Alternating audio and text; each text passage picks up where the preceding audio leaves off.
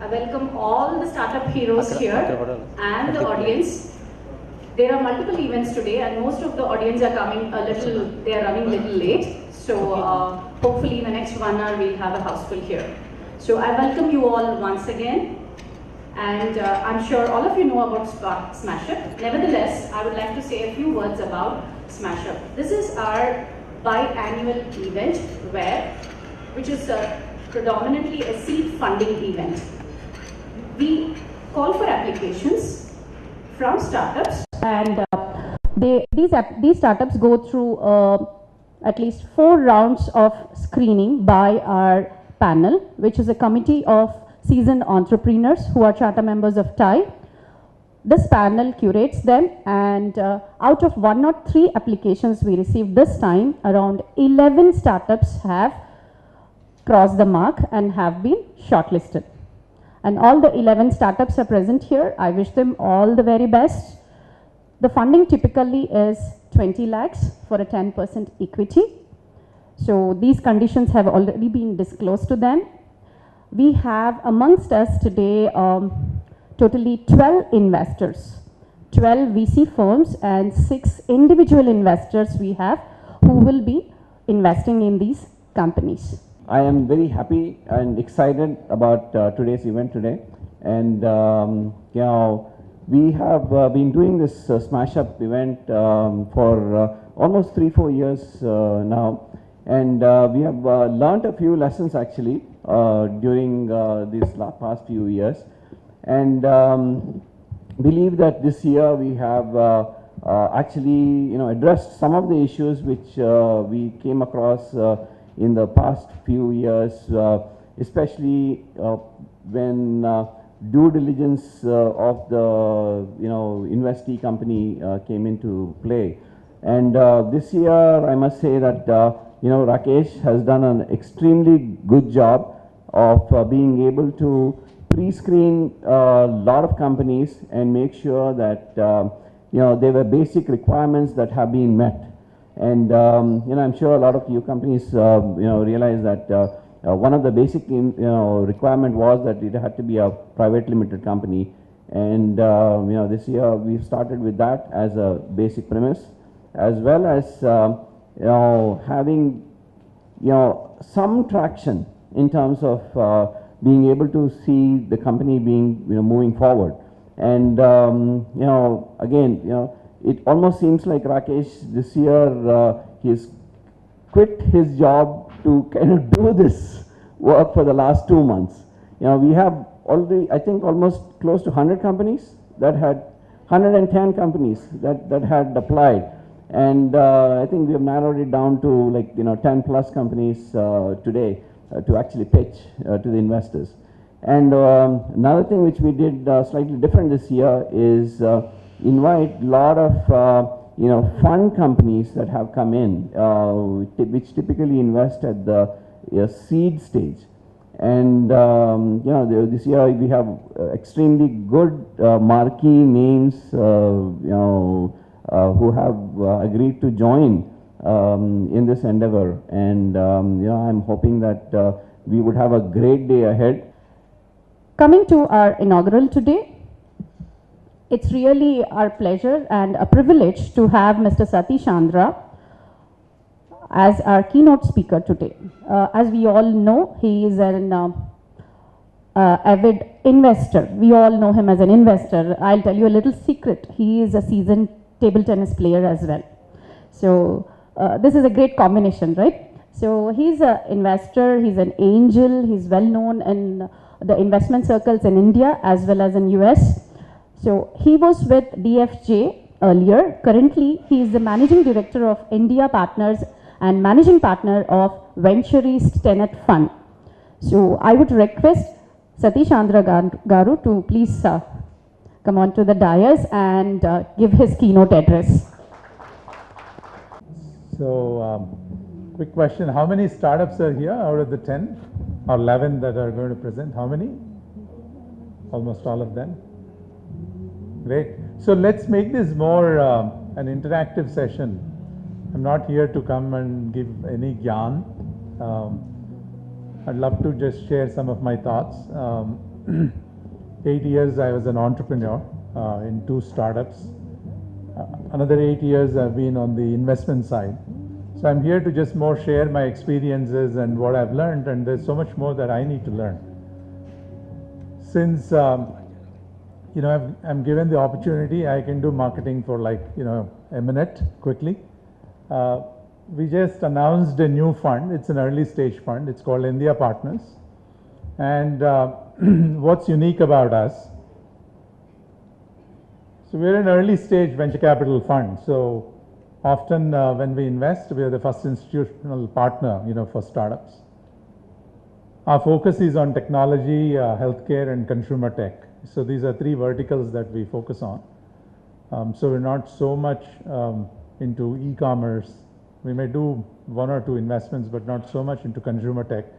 Majority of our investments are more in the enterprise side, financial technology, education technology, healthcare, digital devices. These are, some of the focus sectors. IP, intellectual property-led products excite us. Global relevance is kind of a must for us. And as a team, one of the things we said was all of us had to be entrepreneurs. So all my colleagues who are part of the team also have been entrepreneurs and worked for large corporations and have been investors. And that was a must for us to be able to add value, to startups. Because entrepreneurship is both a kind of sprint as well as a marathon. Every morning you wake up and you sprint, but then you retire for the day realizing that you're running a marathon. That's very, very important. So if we had to help, I don't know how many of you read Binny Bansal's interview the other day, and he said, when we started out, we were envisioning Flipkart to be going after $100 million, in revenue or whatever. So a lot of times entrepreneurs themselves do not know what they're chasing. I think what they're looking at, they're not looking at numbers, they're not looking at market caps, they're not looking at how much money they're going to make. Only thing they know is that they're going to change the world. And that's what drives them. And in the process of changing the world, they end up creating something very valuable. And that's when, obviously media will run after them and they become a unicorn, and rest is history, you all know. So one of the key things for us is an approach that we have piloted called co-creation. So we don't drive the car from the back seat, but then we work with entrepreneurs very, very closely. And through my presentation, you'll see kind of what does it require for startups to be successful, and at least from my learnings, working with startups and also being part of startups. Some of our investments in the past and present, just representative. For every investor who comes out here, I think there are a lot of skeletons in the closet. They don't talk about them. So everybody talks about their winners, but they have equal number of losers. I think you learn, from the investments that don't go anywhere. You also learn from the investments that do really well. And some of the things that I've put together here are a checklist. It's a checklist for entrepreneurs. And if you follow, these kinds of basic, rules, you'll end up creating a good business. And that's the lens through which an investor looks at your startup, right? So I call these as the success mantra. Quickly, I think you need to get few things right? And once you get few things right, then you have a very successful enterprise. So the first thing you need to get right is the customer and the market. And it sounds very, very simple and straightforward in terms of, I know my customer, I know my market. I think everyone in India is my customer, and the market is, huge, $50 billion, right? You ask about e-commerce guys or you ask about technology players, they just tell you the same thing, right? But that's not the case. You need to do a deep dive down, and you need to be so precise. Now, the product and service design. You cannot really deliver a proper product or service unless you know your customer very well. And I'll talk about the examples, what I mean by that. The third piece is really the customer acquisition strategy. Again, if you don't know your customer, you're not going to design a go-to-market strategy. How will you acquire your customers? So that's must. So you need to get that right. Then the revenue model and the cost structure. This is very, very, very tricky. A lot of people will say, you know, I will do a lot of work, I'll spend a lot of money, a lot of time, bring a lot of customers, but by the way, you know what, customers won't pay me. Someone else will pay me. So that's why, you know, you see one of the key things for us is business models where customers pay for the product or the service. That's a must. If you're able to extract the money from the customers, only media companies have figured out a way to get money from advertisers, right? I mean, if you look at all, you know, good companies out there, long-lasting companies, their customers pay for the product or the service. So that becomes very important. Then the team. When I say this sequence, I'm not saying that in that order. I'm not saying team is the fifth most important thing. I'm just saying you need to get all these right to really create a startup that's valuable and to get to escape velocity. And the most important thing is timing. You know, if timing is not right and tailwinds are not blowing in your favor, sometimes no matter what you do, unfortunately, you don't create escape velocity. And you saw 3, 4, 5 logos of companies that are doing well. I have several logos of companies that didn't do well. One of our bets early on was a $10 million bet on a company called Mcheck in the mobile payment space, right?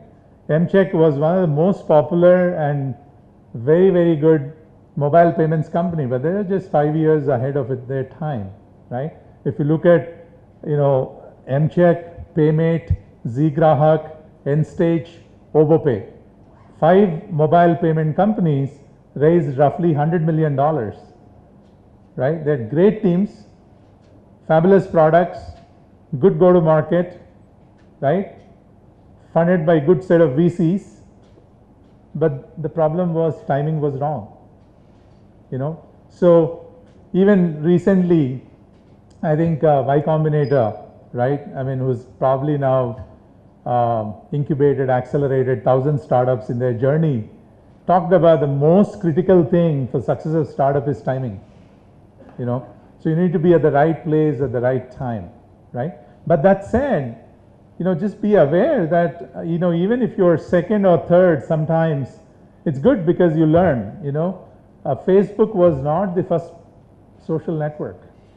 There was Orkut, there was MySpace. MySpace was acquired by News Corp for several $100 million. Orkut was very, very popular. But then Facebook came from nowhere.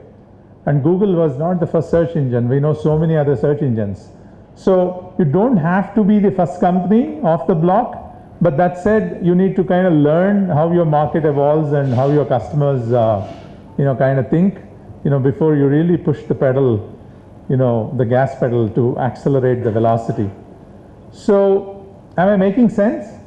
Or is it too boring early morning? I know, I mean, you're going to pitch and a bunch of you are going to get good amount of cash later, but that cash is important. But you need to get this right, you know, because it doesn't matter how much cash you get. For investors, one of the things you need to realize is that it's a portfolio play, right? If you have 10 investments, if 2 of them do really well, then you're good, right? The winners pay for all the losers. But for entrepreneurs, it's 1 out of 1. It's not 2 out of 10. So you need to pay attention so that, you know, you're not wasting lives. But of course, when you are an entrepreneur, you know, you play, you're not going to lose. Even if your company is not going to be the largest company or doesn't get acquired or doesn't go IPO, the amount of learning in the journey is going to be phenomenal. So there's no loser, you know, in this entrepreneurial journey. But you want to make sure that you create value at the end of the day because it's your sweat, tears, and blood. So it's very important to pay attention to this. So let's come to the customer and market, and let me do a deep dive down, and feel free to kind of ask any questions. Let's make this very interactive, right? Maybe you can quickly refine your pitches in the next few minutes before you go in front of the jury in the afternoon, right? So the most important thing is how compelling is the problem. A lot of times there's something called stated value proposition and implemented value proposition, right? So unless you really go out and talk to your customers, you will not know the problem. sitting and visualizing is one thing, reading is another thing, but going out there and talking to customers is the best way of knowing, right? I remember, I used to, in my earlier avatar, I did few social investments, and I would ask them, and these investments were for the bottom of the pyramid, or the less privileged, or the rural markets. And you ask this entrepreneur from the city, how many times have they ever visited a village? They would say never. But I read about it. There's a nice report from the Ashoka Foundation, and I read the report, and so many people need this. No. You need to experience the pain. That's a must. So the second piece is, estimating the market, right? I think you need to follow both a top-down and a bottom-up approach. A top-down approach is, okay, these analysts talked about smartphone, let's say in India. People talked about, now, we may have overall 700-800 million mobile connections, maybe 100 million smartphones, going to 300 million. That's a macro view. A bottom-up approach would be, I would go and look at the leaders, right, in the market, Samsung, Micromax, Huawei, all these guys. I would go talk to them and estimate their volumes. And then I would come and say, from the Gartner or IDC, this is going to be 300 million. But from my discussion with these vendors, it's going to be 150. So somewhere in this range, definitely there's a very large market. That's what you need to do for yourself. But also, from an investor point of view, that's a big litmus test, right? How well do you know your customer, and how well do you know your market? Then most important thing is, is the market really big, and is it going to grow? Why are all the e-commerce companies getting so much of limelight, and why are investors from China, Europe, and US chasing India market? Is because the market is fairly large and it's growing really fast, right? Today, they may not have the best practices because they deeply discount using investors' money, but nevertheless, there's room for 10 companies, to really build large business, right, in e-commerce and online consumer services. So that's the bet that people are taking. So pay a lot of attention, to customer and market, and you need to get that right. You have to continuously iterate, right, your assumptions. One of the things we did at ClearTrip, I'll tell you, Make My Trip was already there, Yatra was just beginning to happen. A simple algorithm that the ClearTrip team, founding team wrote was people with a credit card, with a broadband connection, and who travel frequently is my customer, right? Because Make My Trip was selling through phone and also offline. I mean, they said, we'll just sell to everyone who wants to buy a ticket, airline ticket. Yatra had a kind of an hybrid approach, but ClearTrip said, I'll just do online. Even if I'm not the biggest, I want to create the most efficient business model. And hence they said broadband connection was a must. I mean, I'm talking about 2006, 2007, 8 years ago. They said broadband connection is a must, credit card is a must. There's no, cash or mobile wallet those days. And the third thing was, corporate traveler. So that's the definition of their customer. So not just saying all women will use what we do, or our product or our service. That's not the right definition. I think the right definition is, the 19 to 30-year-old women living in top metros, earning this amount of money, are the people who would use my product or service.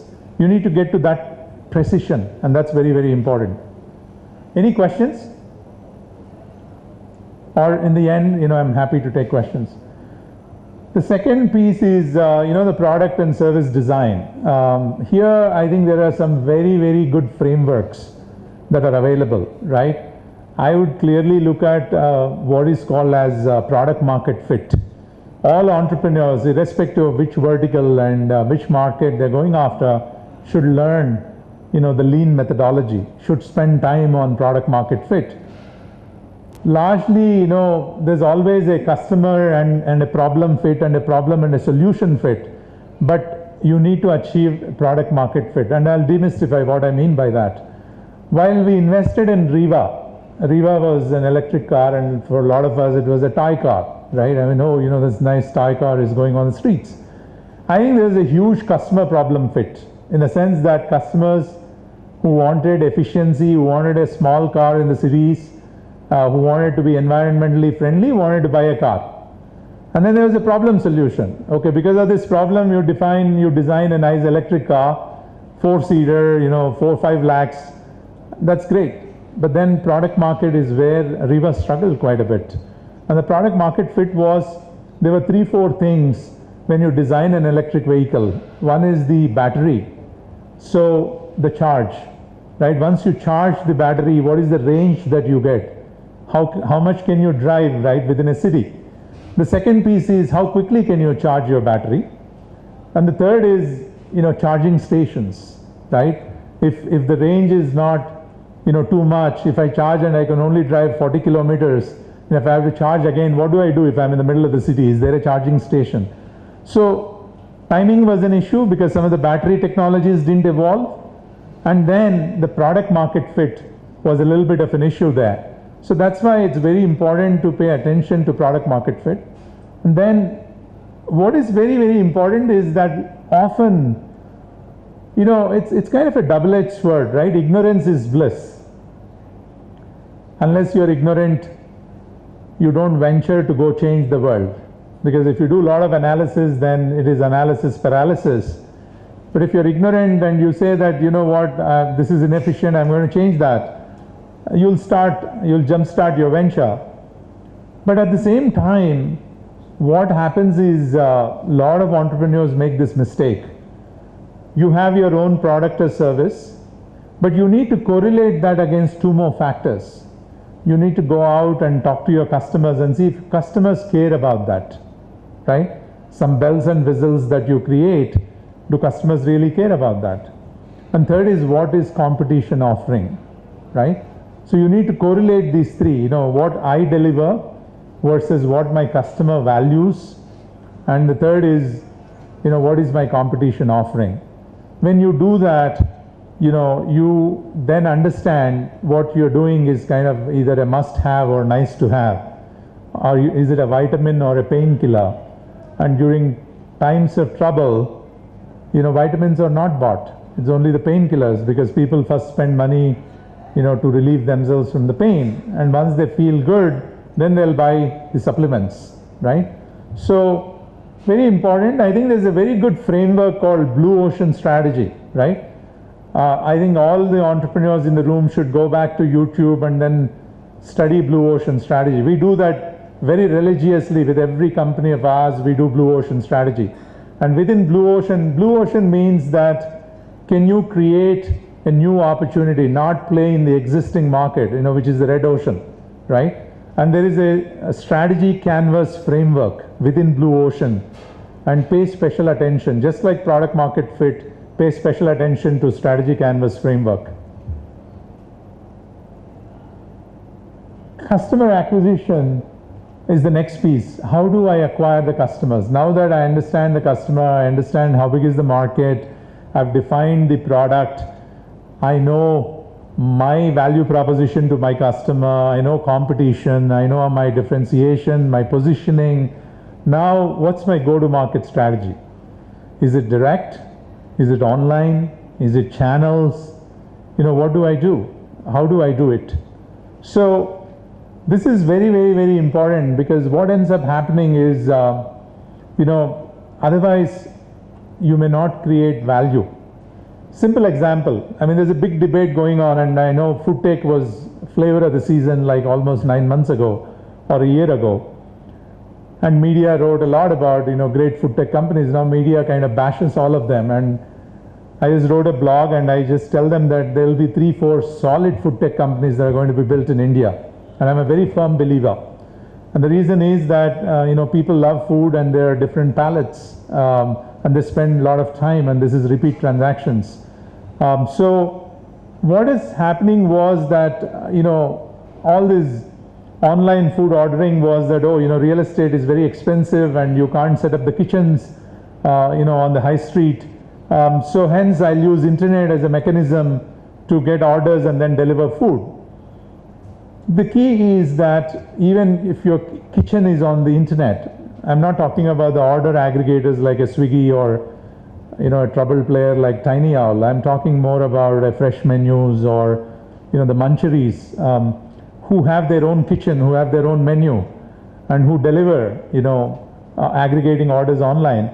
The big question is that, do you all know, I mean, one of the most successful food companies in India? Can you guess? Anyone guess? Right? Domino's. Domino's has done really well. It's very small footprint, 300, 400 square foot, don't pay huge rent, but they serve enough number of customers.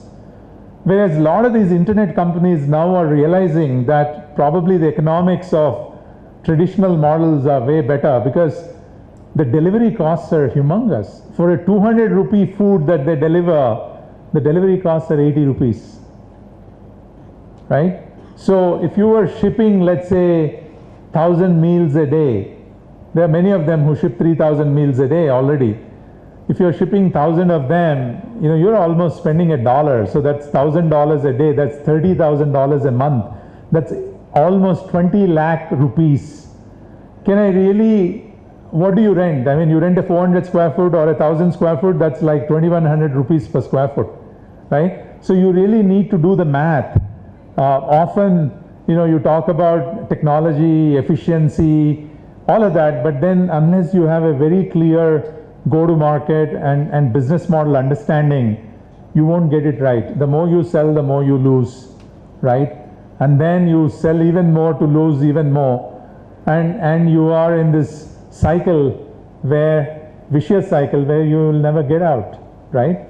And people smile when you ask them in terms of what's the contribution margin, or when will you break even, or they just say that no, other investor just said just go get customers at any cost. Why are you asking this question, right?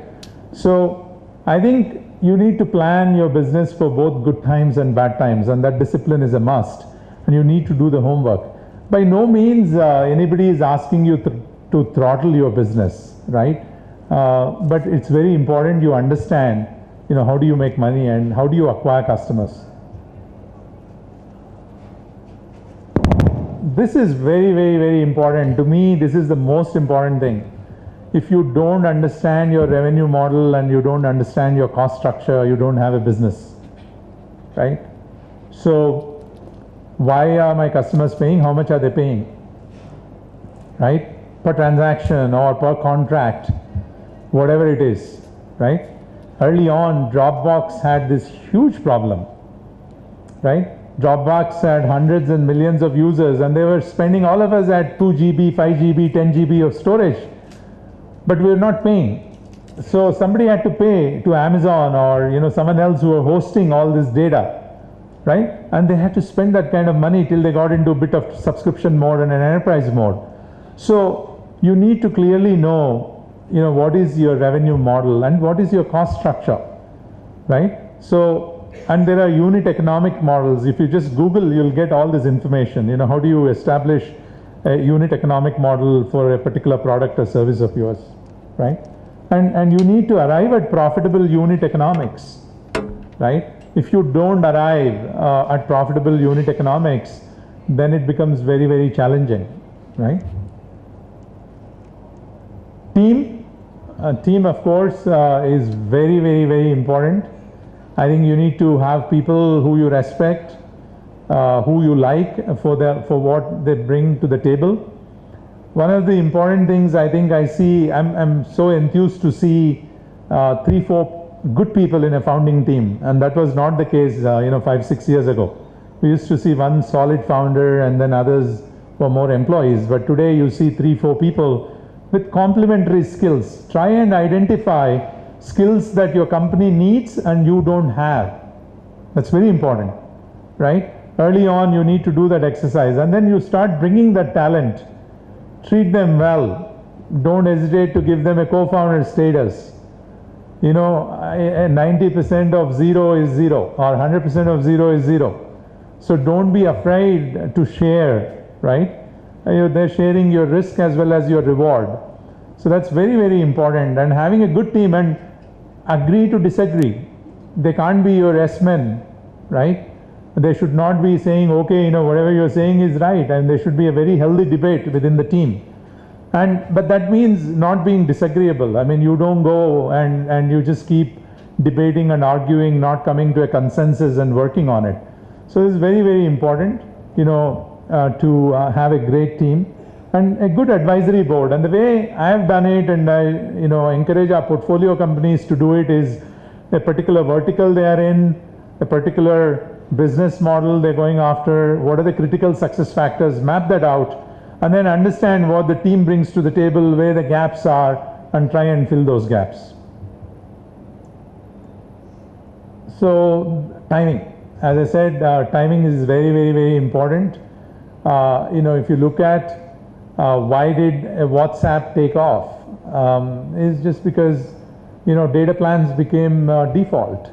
Smartphones kind of became default, and then going and learning or from your address book and kind of populating that, and you were messaging all the time, right? So it would not be as successful. Why did Instagram become so successful? So even enterprise software startups today, or digital, if you look at medical technology, the entire digital health and medical devices, huge disruption. The reason why it's all happening is you have the sensors, you have the analog to digital technologies, you've got big data, you've got cloud, you've got analytics. That entire ecosystem is there, right? So timing becomes very important, and an entrepreneur has to pay special attention. And so pretty much, these are the things. A quick recap: get your customer market right, product, service, acquisition, revenue, cost model, team, and timing. Thanks to TiE Hyderabad and everyone for the opportunity, and I wish you all good luck, and certainly look forward to staying connected. I'll take some questions if you have any questions. Yeah.